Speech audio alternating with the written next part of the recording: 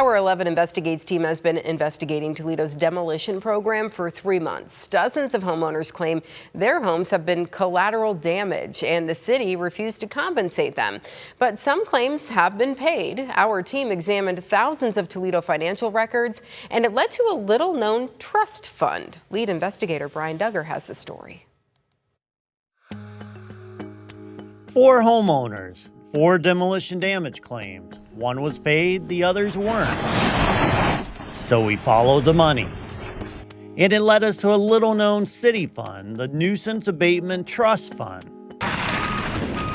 It's used to pay for things like demolition, boarding vacant buildings, tree removal, debris cleanup, and nuisance abatement. But it's not specifically set up to pay for demolition damage.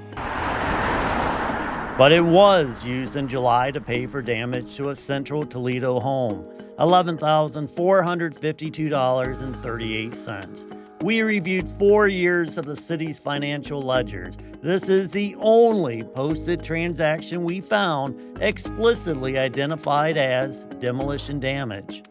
Meanwhile, many of the homeowners you met in our investigation are still waiting. I just want my stuff fixed. All I want them to do is the right thing. I pay my taxes. I shouldn't have to pay for damages that they have caused. So here's the thing. By the end of last year, this fund had nearly $2.4 million in it. So it's not a question of whether the city has the money to pay this demolition damage. It's a question of why they pay one claim and not the others. The city gave us thousands of financial transactions spanning 4 years. They show the funds growing through nuisance abatement liens, fees, and other revenue. In 2023, there was a little more than $1 million. It grew to $1.76 million in 2024, then to $2.39 million in 2025. But none of it has been used to pay for Alexandria Martin's porch, Maria Joseph's roof and windows, or Linda Ragland's underground wastewater system. Months into this investigation, we now know demolition damage happens. We know the city sometimes pays. We know one of those payments came from a little-known trust fund with nearly $2.4 million in it. Here's what we don't know. The rule. Who decides who gets paid? How do they decide? And why did one homeowner get paid and none of the others did? We've asked the city these questions. We're waiting for answers. Reporting in Toledo's Brian Duggar for 11 Investigates.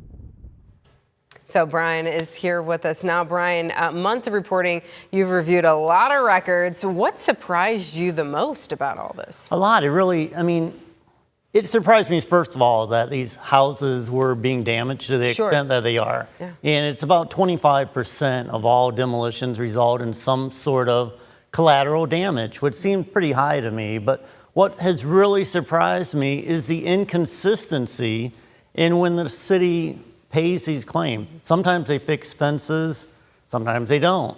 Sometimes they rarely pay for like a big claim. You had the $12,000, there was a $300 claim and a $2,800 claim. They paid those, but they're really inconsistent. Most of the time they claim governmental immunity and that they don't have to pay it.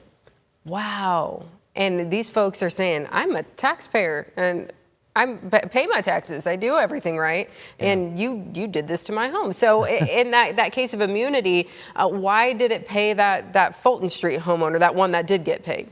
Yeah, so the governmental immunity protects them from it gives them some sort of legal protection. But they did tell me at the beginning of this investigation that it doesn't mean that sometimes we kind of won't reach out and kind of fix this fence or do some damage that is obvious that we did. But the people that kind of kickstarted this whole investigation was Alexandria and Raphael. This damage was caught on like multiple home security cameras and they wiped out their porch. The house is unstable. Alexandria is about to deliver in 1 month. Wow. She already has a small child that they're concerned about the instability of the house. And the city, to this point, she's very frustrated because the city hasn't done anything. So they can pay them, but a lot of times they just don't. They just don't. So I'm assuming you've reached back out. What's the big unanswered question here? Yeah, and there's a couple on big unanswered questions because they really haven't been forthcoming, but it really does come down to who is making this decision. And when you talk about this trust fund, there's supposed to be an oversight committee. Who's on the oversight committee? In the records I reviewed, I didn't see anybody mentioned as being on this committee and approving this payment.